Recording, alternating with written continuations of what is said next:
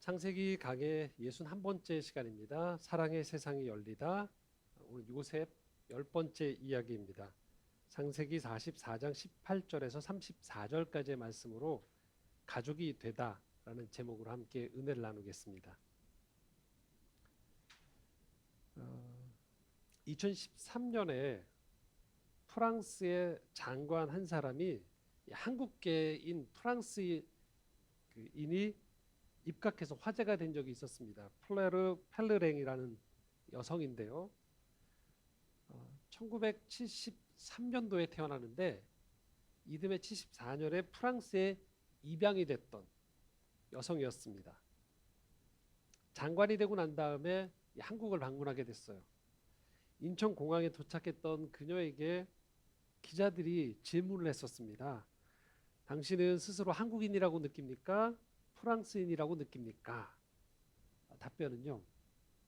나는 뼛속까지 프랑스인입니다 라고 답변을 했다고 해요. 그럴 수밖에 없는 게 태어난 지 6개월이 채 안 됐을 때 부모가 이제 양육을 포기하고 자신을 버렸던 거죠. 인생을 돌아보면서 플레르 펠레랭이 돌아보면서 이게 아이한테는 너무 폭력적이다라고 인식을 하게 됐다는 거예요. 다행히 이 프랑스에서 자신을 입양했던 부모가 아주 헌신적으로 자신에게 정성을 쏟아줬고 4년 후에 또 다른 한국 아이를 입양하고 그렇게 해서 이 부모의 여러 지원과 격려 또 본인의 노력들이 함께 더해져서 이 프랑스의 최고 교육들을 받고 마침내 이 프랑스 장관이 되었습니다.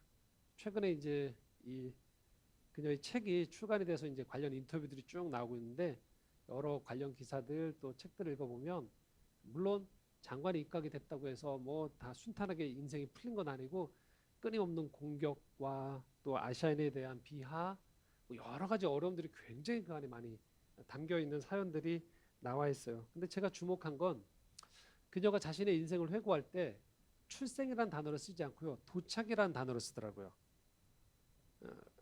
출생은 벌어졌잖아요. 근데 프랑스 공항에 도착하면서 자신이 비로소 제대로 된 부모를 만났기 때문에 출생이라는 단어를 쓰지 않고 도착이라는 단어가 자기한테 중요한 거예요. 뼛속까지 프랑스인이라고 했던 것들을 우리가 충분히 그녀가 살아오면서 이 한국이나 부모에 대한 자신의 생부 생모에 대한 마음이 어땠을지를 짐작하게 해주죠. 그런데 장관에 취임하고 난 다음에요. 이제 그 40여 차례 한국을 오가게 된 거예요. 한국 기업인들도 만나고 뭐 아주 유력한 분들하고 많이 관계를 맺었더라고요. 그리고 그녀가 출생지가 여기 망원동이더라고요. 망원동. 자기 살던 주소를 검색해서 가보니까 이제 흔적도 없어졌던 거예요. 그렇지만 망원동의 핫플레이스도 가보고 자기 살았던 동네를 살펴본 거죠. 그리고 40여 차례 한국의 문화와 사람들을 만나고 교류하는 가운데 지금의 이 자기의 태도는 어떠냐면 생부와 생모에 대해서는 여전히 기억조차 지워버리고 있지만 자기가 떠났을 때 자기를 버렸다고 생각했던 이 고국 한국에과는요 이 파트너십을 유지하게 돼요. 지금 벤처 캐피탈을 설립을 해서 이 한국의 기업들하고 활동을 하는데 이 일 자체가 한국하고 뗄래야 뗄 수 없는 아주 중요한 이 포지셔닝을 잡고 있는 거예요. 당연히 한국에 대한 마음이 달라지는 거죠. 예전에는 이 프랑스에서의 자기만 봤는데 자기가 왜 그렇게 프랑스에서 치열하게 살았는가에 대한 이 뿌리의 근원도 보니까 한국과 연결이 돼 있는 거죠. 자, 이건 뭘 말할까요? 그녀의 첫 번째 삶은 자기가 선택할 수 있는 게 아니었어요. 벌어진 것조차도. 한국에 태어나고 벌어진 것조차도. 하지만 인생에서 어느 시점에서는 그 수동태로 삶이 가격을 당하는 것이 아닌 능동적으로 자신의 삶에 선택을 할 때가 오거든요. 이게 어른인 거죠. 어른이란 게 바로 그런 거죠. 그 선택 속에서 두 번째 선택은 자신이 하는 거예요. 그러니까 플레르 펠르랭도 자신의 두 번째 선택에 있어서 비록 버림받았지만 이 한국과의 관계를 본인이 설정을 하는 겁니다. 우리 인생에서도 이런 경우들이 많아요. 첫 번째 선택은 내가 할 수 없는 경우들이 많습니다. 출생을 비롯해서 여러 가지 인종, 이게 피부 색깔, 환경들, 또 경제적인 것까지도 내가 관여할 수 없는 부분들이 많아져요. 그런데 인생의 어느 시점에서는 그 첫 번째 선택과 다른 두 번째 선택을 내가 할 수 있는 기회들이 주어져요. 그리고 사람들은 그때 어떤 선택을 하게 되어지고 그 선택이 사실 첫 번째 선택보다 더 그 나머지 인생에서 큰 영향을 미치게 되는 것들을 우리가 보게 되어집니다. 요셉을 지금 우리가 살펴보고 있죠. 첫 번째 선택은 배달은 형제들과 함께 사는 12형제가 사는 집에 태어났던 것이죠. 어머니가 넷이었어요. 아버지는 자기를 굉장히 편애했던 거고요. 그리고 나서 결국 자기가 선택하지 않았던 일이 벌어졌던 거죠. 죽임을 당할 뻔하다가 버림받은 거죠. 그리고 포로로 노예로 애굽까지 오게 되었던 것이죠. 쭉 인생에서 계속적으로 그 주도적인 선택보다는 어떤 그 인생의 강한 이 파도에 떠밀려온 듯한 느낌이 들어요. 그런데 지금 이제 우리가 살펴보고 있는 이 몇 주간 살펴보고 있는 이 본문 안에서의 요셉은 이 수동적인 것에서 바뀌어서 능동적인 선택을 하는 사람이에요. 어른이 됐다는 것이죠.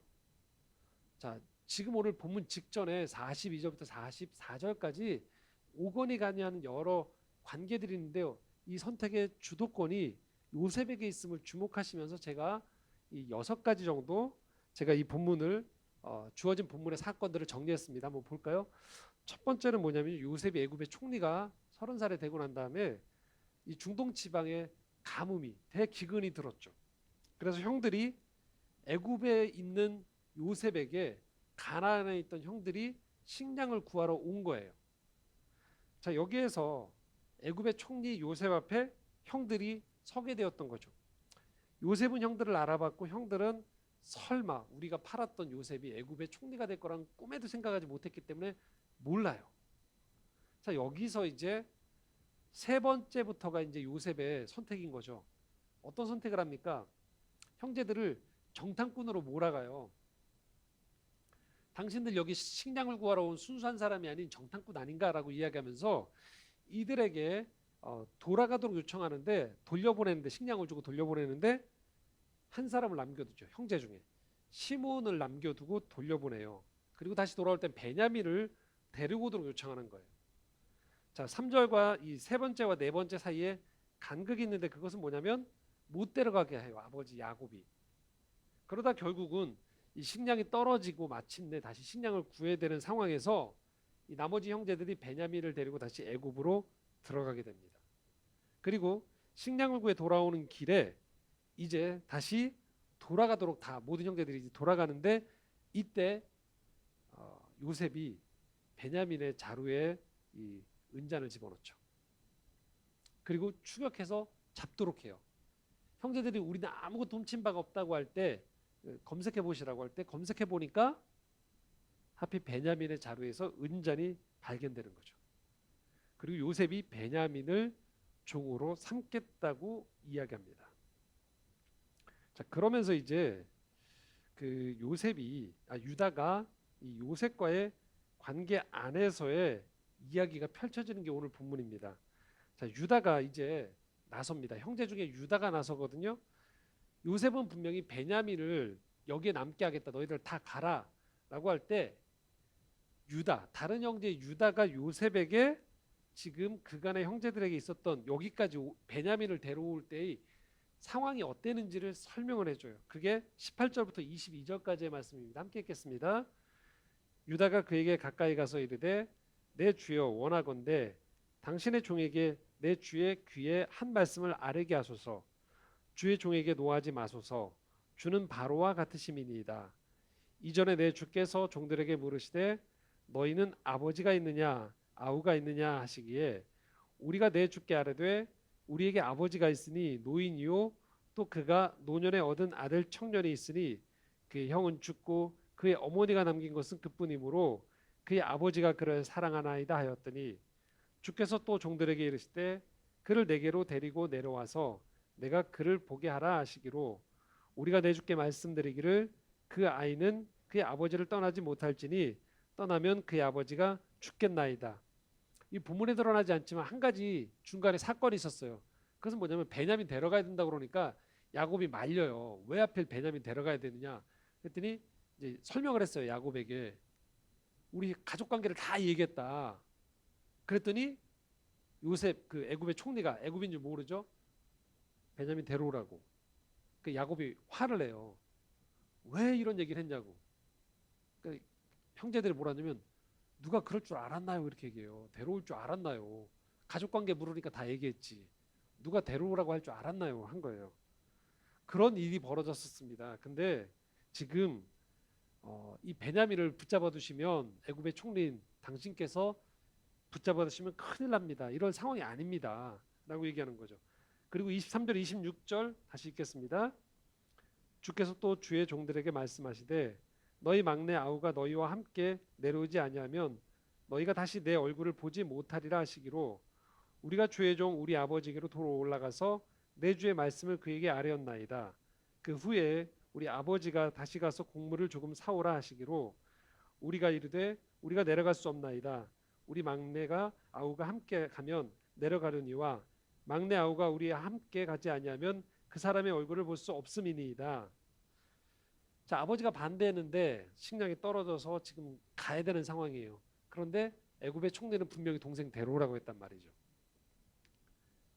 그래서 뭐라고 하냐면 지금 동생 못 데려가면 우리 곡물 사러 못 갑니다. 아버지 보내게 해주세요라고 설득을 한 거죠. 그래서 27절에서 29절입니다. 함께 읽겠습니다.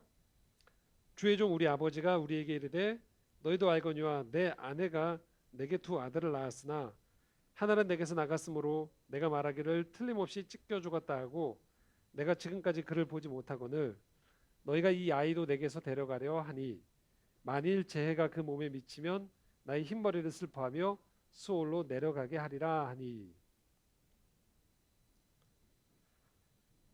아버지가 굉장히 고통스러워하는 거죠. 두 아들이 있었는데 하나가 지금 찢겨 죽었다고 너희들이 얘기했으니까, 그리고 지금까지도 죽었다 그러니까 그 아들을 보지 못하게 되는데 지금 남은 이 아이마저 데려갔다가 이 아이한테 무슨 일이 생기면 수올로 내가 내려가게 된다. 구약적 배경에서 지옥이라고 했죠. 돌아올 수 없는 곳. 인생이 끝난다는 얘기예요. 베냐민에게 무슨 일이라도 생기면이라고 하는 거예요. 자, 여기까지가 이제 유다가 어떤 배경에서 지금 여기에 베냐민을 남겨두면 안 되는지에 대한 설명이었어요. 자, 그런데 이제 여기에서 유다가 아주 중요한 얘기를 합니다. 이전까지 이 형제들한테서 들을 수 없었던 아주 중요한 얘기를 하거든요. 30절 32절입니다. 함께 읽겠습니다. 아버지의 생명과 아이의 생명이 서로 하나로 묶여 있거늘 이제 내가 주의 종 우리 아버지에게로 돌아갈 때 아이가 우리와 함께 가지 아니하면 아버지가 아이의 없음을 보고 죽으리니 이같이 되면 종들이 주의 종 우리 아버지가 흰머리로 슬퍼하며 수올로 내려가게 함이니이다. 주의 종이 내 아버지에게 아이를 담보하기를 내가 이를 아버지께로 데리고 돌아오지 아니하면 영영이 아버지께 죄짐을 지리이다 하였사오니. 이 인식이 지금 형제들 안에, 유다로 상징되어지는 형제들 안에 들어온 거예요. 자, 뭐라고 표현하냐면요, 아버지의 생명과 아이의 생명이 어떻게 돼 있다고 표현하고 있습니까? 서로 하나로 묶여 있다고 표현하고 있어요. 근데 여기 여러분 잘 보셔야 됩니다. 왜냐하면요, 여기에 보면 이 아이란 단어 있죠. 아버지의 생명과 아이의 생명이라고 얘기하는데 아이의 요 자리에 베냐민을 지금 염두에 두는 거잖아요. 베냐민을 빼고 다른 형제의 이름을 넣을 수 있을까요, 없을까요? 예, 없어요. 그러니까 이 아이는 오로지 누구예요? 베냐민인 거예요. 아버지에게 있어서 지금 이 순간에 가장 소중한 아들은 베냐민인 거예요. 그러니까 다른 나머지 형제들을 이 자리에 집어넣을 수 없다라는 걸 누가 알고 있는 거예요? 유다가 알고 있는 거예요. 자, 이게 인정이 안 됐기 때문에 요셉이 팔린 거였어요. 그동안 인생에서. 우리 아버지에게 아이로 인정받는 것, 사랑받는 존재로 인정받는 요셉이라는 이 아버지와 아이의 관계를 인정하지 않았어요. 그래서 요셉을 팔아버린 거죠. 제거한 거죠. 정상적으로도 우리는 이 상황을 돌려놔야 된다라고 생각했기 때문에 형제들은 이걸 인정하지 않았어요.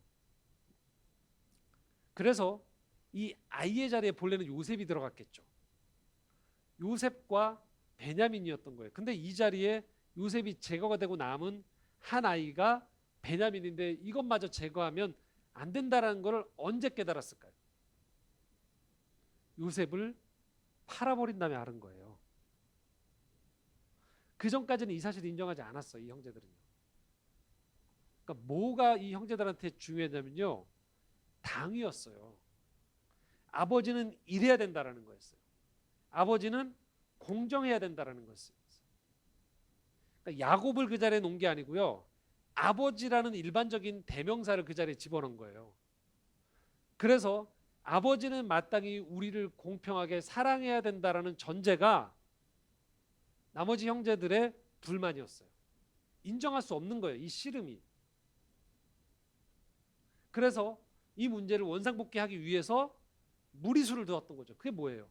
요셉을 죽이려고 했던 거예요. 그러면 아버지가 돌아올 줄 알았어요. 근데 어땠을까요? 아버지는 돌아오지 않았어요. 아버지는 그냥 아버지였어요. 야곱은 야곱이었어요. 남은 자리들이 뭐였을까요? 요셉의 그 빈자리 속에서 남은 것은 아버지의 슬픔이었어요. 그리고 형제들은 그 아버지의 슬픔, 야곱의 슬픔을 긴 세월 동안 지켜보기 시작했던 거예요. 그전엔 이게 눈에 들어오지 않았어요. 내가 사랑받지 못함에 대한 분노가 가득했었죠. 그게 더 앞섰어요. 이 분을 풀었어야 됐어요. 그래서 그 분에 합당한 행동을 했다고 생각했는데 그 결과로 돌아온 것이 바로 야곱의 인생의 긴 회환과 슬픔과 상처라는 것을 보기 시작했던 거예요. 그래서 별것 아닌 것 같은 이 말이지만 이 말을 할 수 있는 사람이 되었다라는 것은 대단히 인생에서 큰 차이가 납니다. 아버지의 생명과 아이의 생명이 서로 하나로 묶여 있다라는 것을 인정하는 과정이 긴 세월이 걸쳤던 거예요.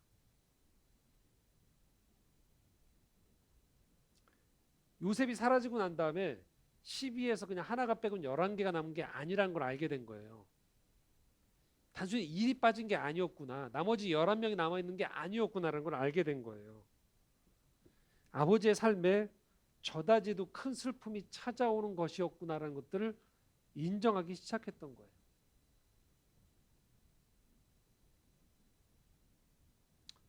우리가 인생을 살아가면서요. 한 사람을 온전히 받아들일 때가 언제일까요? 그 사람이 나에게 잘 대해줄 때, 그 사람의 매력이 아주 넘칠 때, 그 사람이 사회적인 관계 안에서도 사람들에게 부러움을 받거나 존경을 받거나 사람들이 흠모할 만할 때 그가 나에게 해주는 행동과 그의 어떤 매력 자체, 장점 자체를 나도 좋아할 때 그게 사랑일까요? 그게 그 사람에 대한 인정일까요? 아닙니다. 그 사람을 사실 있는 그대로 받아들이는 때는 언제냐면요. 그의 슬픔을 내가 보기 시작할 때예요. 그의 약함을 보기 시작할 때예요. 그 무너짐을 내가 인정하기 시작할 때예요. 저 모습은 그가 아니라고 부정해도 저래선 안 된다고 부정해도 무너지고 있는 그 사람, 쓰러져 있는 그 사람, 울고 있는 그 사람을 보기 시작하고 그것을 내가 문 밖으로 밀어내는 것이 아니고 오랫동안 응시하는 가운데 지켜보는 가운데에서 저 사람 안에 저런 슬픔이 있구나가 내 안으로 들어오기 시작할 때 그 사람과 내가 비로소 연결되어지기 시작하는 거예요.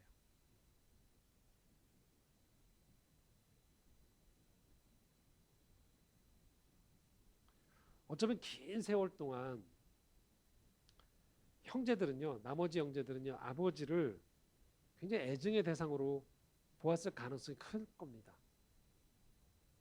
왜 요셉과 베냐민만 편애를 할까? 그런데 그건 당위였던 거예요. 왜냐하면 조금만 더 생각을 해보면요, 아버지 야곱의 인생 안으로 들어가 보면 왜 이런 일이 벌어지는지의 이야기에 돌아가는 원리가 보이기 시작합니다. 본래 아버지가 원했던 아내는 누구였죠? 라헬이었어요. 근데 장인의 계략에 따라 먼저 레아와 결혼을 하게 되었던 것이죠. 그리고 이후에 아내가 4명이 되어졌었어요. 그러나 우리가 알다시피 야곱의 마음속에 첫사랑이자 끝사랑은 누굽니까? 라헬이에요. 그게 야곱이었어요. 그 가운데 태어났던 두 아이가 바로 요셉과 베냐민이었던 것이죠. 야곱도 야곱 인생에서 억울한 거예요. 물론 그렇게 해서 태어난 자식들도 억울하죠. 내 선택이 아니었으니까요. 누가 아버지에게 사랑을 덜 받는 어머니의 또는 종의 여종의 자녀로 태어나고 싶은 자녀가 어디 있겠었습니까? 태어나고 보니까 그런 거죠. 그리고 아버지는 자기 인생 가운데서 이야기 속에서 그 사랑했던 여인의 아이들을 편애하고 있는 것이죠. 그래서 이 형제들이 첫 번째 선택은 자기의 선택이 아니었던 것에서 두 번째 선택을 했던 것이 우리가 알고 있는 바로 어떤 것이에요? 동생을 제거하는 쪽에 선택을 했던 거죠. 그리고 그 선택에 따른 결과들을 이들은 지켜보았던 것이에요. 처음에 그들은 요셉을 팔아버리고 그 아버지에 대한 응징이라고 생각할 수 있었습니다. 편애에 대한. 당연히 우리는 알고 있죠. 야곱이 조금 더 자녀들을 공정하게 대했더라면, 야곱이 좀 더 자녀들에게 따뜻하게 대했더라면 당연히 그 생각을 하죠. 근데 그것은 당위입니다. 야곱이란 사람 자체를 들어가 보면 야곱은 자신이 좋아하는 대상이 꽂히면 물불을 안 가리고 달려드는 성격의 사람이었던 거예요. 그래서 장자권을 획득하기 위해서 무리수를 두다가 형과 마찰이 일어나고 형에게 죽음의 위협을 받게 되어서 먼 도주를 하게 되죠. 그 세월이 20년이었던 거예요. 자기 그 치우친 열정에 대한 대가를 톡톡히 치렀던 사람이에요. 그러 놓고도 안 고쳐지는 거죠. 이 야곱의 습성, 야곱의 이 성향이. 다시 또 뭐예요? 꽂혀있는 아들에게 애정을 다 쏟다가 또 뭐가 된 겁니까? 그 아들을 잃어버린 거예요. 늘 자신의 애정과 열정을 보이는 곳에 다 쏟다가 관계가 틀어지고 고생을 하고 눈물로 살아가는 사람. 누굴까요? 그게 야곱이라는 거예요. 아버지라는 역할을 맡고 있지만 그게 야곱이었어요.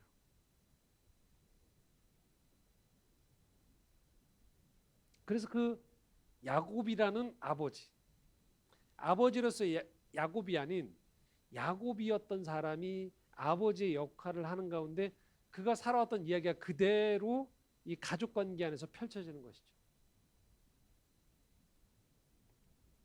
그래서 자녀들이 상처받고 다투고 큰 우리가 알고 있는 가족 간에 큰 상처가 벌어졌었던 것이죠. 우리가 살아가는 가족관계 어떻습니까, 여러분? 다투게 되는 가장 큰 가족 간의 어려움, 관계의 어려움의 가장 큰 이유가 뭐죠? 사실 당위예요, 당위. 아버지는 이러이러해야 된다. 형제는 이러이러해야 된다라는 당위가 앞서요. 그 당위를 상대방이 요청하는 거죠. 그대로 따르지 않는 것들에 대해서 우리는 깊이 상처를 받아요. 그런데 정직하게 우리가 돌아볼 게 한 가지가 있죠. 그것은 무엇일까요? 정작 자기 자신에게는 이러저런 이유와 사연을 예, 들이대는 거죠. 자기 자신에 대해. 그래서 뭐냐면요. 나는 있는 그대로 인정해 달라고 얘기하게 됩니다. 이게 나라고 어쩔 거냐라고 이야기하는 게 우리의 모습이라는 거예요. 우리 이렇게 생각하는 거죠. 나한테 꿈이 있다고요. 그리고 내가 잘하는 게 있다니까요. 여기까지만 가면 되는데 그렇지 않죠. 뭐예요? 나라는 사람이 겁이 많아요. 우유부단해요. 그리고 잘 생각하고서 정리가 되고 난 상태에서 모든 계산을 다 하고서 일을 하는 스타일이 아니고 일단 좋은 게 있으면 먼저 달려가서 그 일부터 해버리다가 종종 후회하는 일이 벌어져요. 그리고 우리 거기서 이제 한마디가 더 붙죠. 뭐라고 합니까? 그게 나예요 라고 얘기해요. 우린 그렇게 살아가요. 그런데 이거를 어디까지만 적용을 대체로 할까요? 나한테까지만 적용을 해요. 다른 사람에게는 이 적용을 잘 안 해요. 다른 사람에게는 곧바로 뭘까요? 그 역할 안에서의 당위로 그 사람들을 묶어두는 경향이 강해요. 오늘 우리의 마찰의 대부분은 이 당위냐 있는 그대로 역할이냐의 문제죠. 물론 양극단으로 가는 것이 아니고 성숙한다는 건 결국은 이 당위의 문제와 존재의 문제가 어느 정도 선에서 균형을 잡는 것, 조화를 이루는 것들을 찾아가는 과정이에요. 그래서 이제 여러 가지 배우죠, 저희가. 심리를 배우기도 하고 상담을 배우기도 하고 상담을 받기도 하고 또 여러 가지 과정을 거쳐요. 영성훈련을 하기도 하고요. 근데 이런 과정에 들어가기 이전의 우리의 모습들을 보면 그렇다라는 거예요.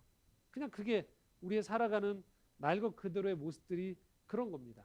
마치 요리를 할 때 요리하기 전의 상태의 우리의 모습이 이 식탁 위에 테이블 위에 날 것 그대로의 재료들이 놓여 있잖아요. 여러 가지 아직 익히기 전의 요리들.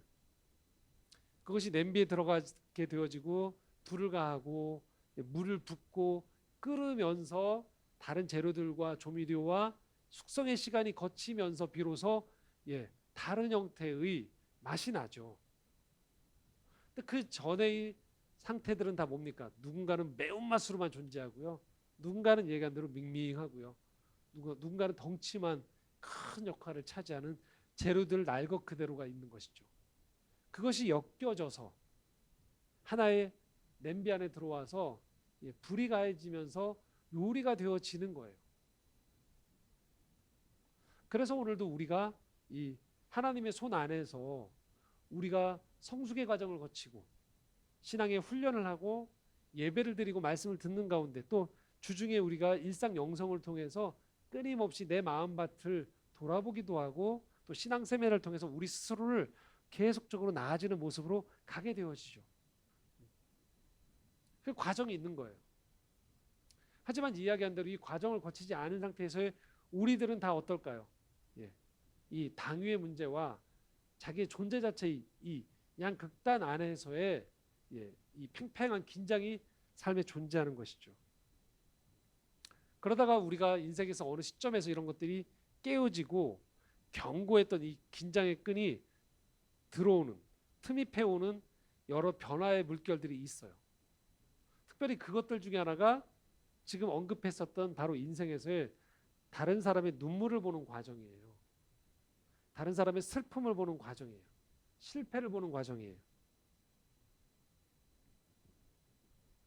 그러면서 이전에 나에게만 속해 있었던 이 공감적 시선 그리고 애통해하는 마음, 긍휼히 여기는 마음이 비로소 다른 사람을 향해 열려지기 시작하는 것이죠.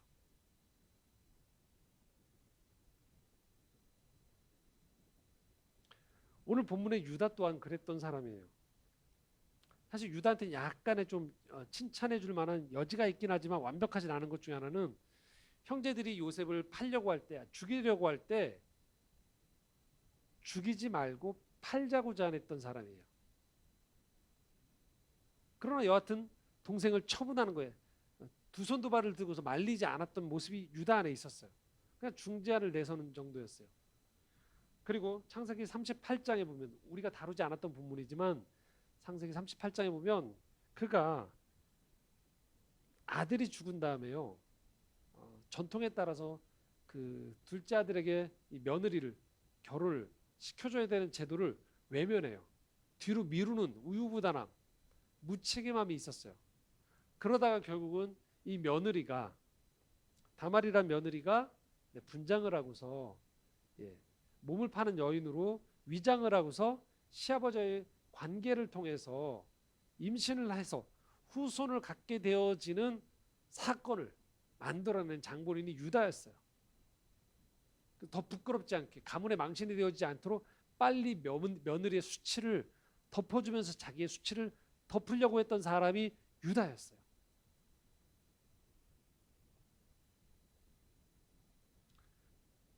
자, 성경에서는 비교적 이 유다에 대한 이야기가 그래도 나오는 편이거든요. 자, 그러면 소기가 돼서 그렇지 나머지 형제들의 삶 또한 어땠을까요? 유다 못지않게 각양각색의 상처와 모자람과 공격과 실패, 컴플렉스와 이것들이 뒤범벅이 되어서 있는 존재들이겠죠. 자신들이 그럴진데 자신들의 아버지는 어땠을까요? 아버지 또한 그런 존재다라는 것들이 어느 시점에서 눈에 들어오기 시작하는 것이죠. 아버지에게 가장 소중한 게 뭔지, 아니 야곱에게 가장 슬픈 것이 무엇인지, 야곱의 눈에 절대 이제 더 이상 포기 안 하려고 하는 것이 무엇인지를 인정하는 것이죠. 그래서 아버지의 생명과 아이의 생명이 서로 하나로 묶여 있다라는, 아이의 자리에는 오로지 지금 상황에서는 베냐민밖에 들어갈 수 없다는 것을 다른 형제인 그 자리에 나도 들어갈 수 없다라는 걸 유다 스스로가 인정하라는 발언이었던 것이에요. 아버지는 이래야 해, 이게 아니고요. 내 아버지 야곱은 이런 사람입니다를 인정하는 말이라는 것이죠. 아버지 역할을 제대로 못하면 아버지도 아니야가 아니라 내 아버지 야곱은 무엇을 기뻐하고 무엇을 슬퍼하는지 그걸 이제 자식이 나는 안다라는 거예요. 물론 이것은 인생 살아가면서 부모에게도 동일하게 적용이 되어지는 거죠. 자녀는 이래야 된다라는 당위에 그치는 것이 아니고 내 아이는 이런 아이구나라는 것들을 알아가는 과정이 양육간의 관계에서 벌어지게 되어지죠. 그리고 이제 유다는 아버지를 위하는 진짜 행동 한 가지를 더 합니다. 33절 34절인데 함께 읽겠습니다. 이제 주의 종으로 그 아이를 대신하여 머물러 있어 내 주의 종이 되게 하시고 그 아이는 그의 형제들과 함께 올려보내소서. 그 아이가 나와 함께 가지 아니하면 내가 어찌 내 아버지에게로 올라갈 수 있으리이까. 두렵건대 제 해가 내 아버지에게 미침을 보리이다. 유다가 여기서 이제 한 걸음 더 나아가는 제안을 합니다. 그것은 바로 33절에 이렇게 표현하죠. 이제 주의 종으로 그 아이를 대신하여 내가 여기 머물겠다고 얘기하는 거예요. 편애했던 그 아들, 자기 동생을 위해서. 원래 이 형제들은 편애했던 동생들은 뭐하는 사람들이었어요? 제거했던 사람들이었어요. 근데 이제 뭘로 변했습니까? 편애하는 그 동생이 아버지에게 다시 돌아갈 수 있도록 내가 대신해서 그 자리에 남겠습니다라고 이야기하는 거예요. 가족을 위해서, 정확히 말하면 내 아버지 야곱을 위해서 내가 희생하겠다라는 거예요. 왜요? 더는 아버지의 눈물, 슬픔을 보지 못하겠다라는 것이죠. 이게 바로 오늘 말씀의 제목인 가족이 된다라는 거예요. 옳고 그름을 따지는 그 사람들이 이제는 다른 사람의 눈물과 가족의 구성원의 눈물, 상대방의 눈물과 웃음을 위해서 기꺼이 희생을 할 수 있는 사람이 되는 것, 그게 가족이 된다라는 것이에요. 첫 번째 선택이 아니고 두 번째 선택에서 진정한 가족이 되는 거예요. 태어나고 보니 우리가 형제가 됐구나, 한 집에 살았구나, 당신이 내 아버지와 어머니였구나, 내 자녀였구나. 이 선택은 누구도 주도적으로 할 수 없어요.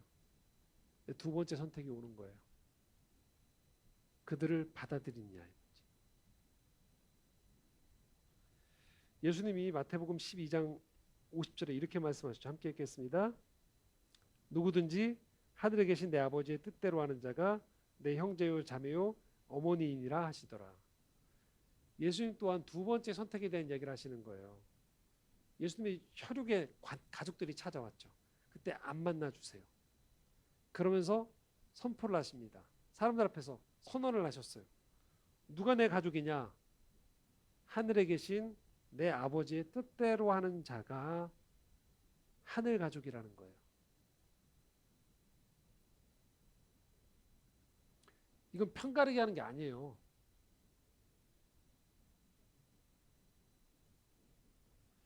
이것은요, 하늘에 계신 내 아버지가 하신 그 일을 내가 기꺼이 받아들이는 때 진정한 의미에서의 가족이 탄생되어짐을 의미하거든요.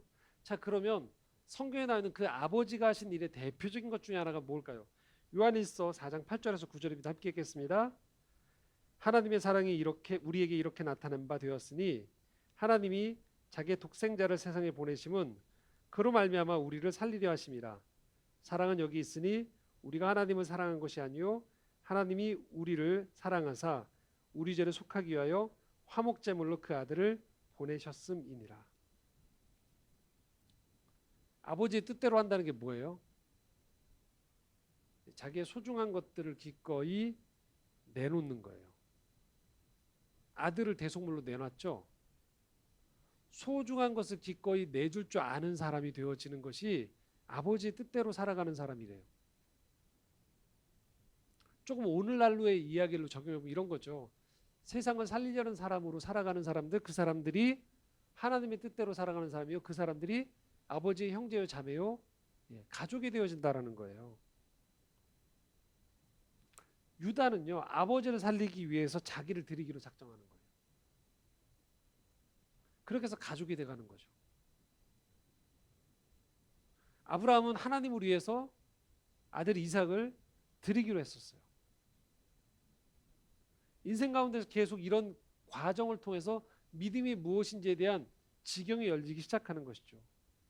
무엇이 진짜 가족인지에 대한 질문인 거예요. 상처 많고 허물 많은 야곱의 가족들, 이들에게 진정한 가족이 된다는 의미가 뭘까요?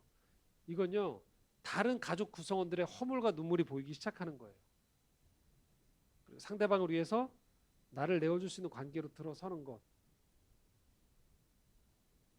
그래서 다음 주에 우리가 보게 되어지는 이 요셉의 대단원의 화해의 장이 이루어지기 시작하는 거예요.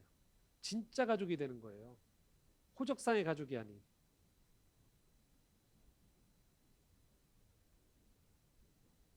오늘 하나님이 우리를 믿음으로 부르신 이유가 바로 여기에 있는 것입니다.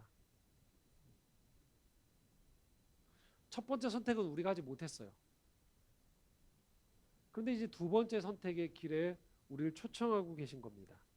진정한 가족의 의미로 우리를 초청하고 있습니다. 선택은 우리가 하는 겁니다.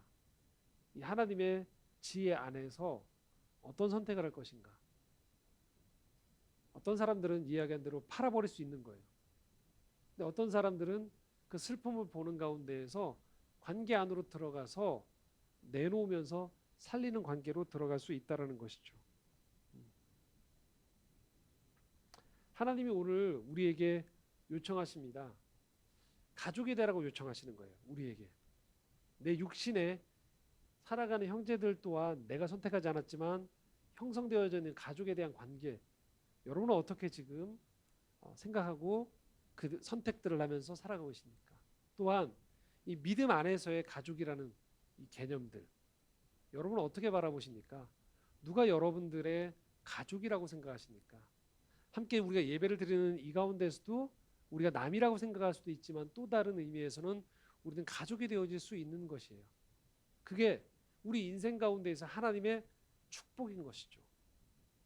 계속 우리가 누군가의 가족이 되어질 수 있다는 거예요.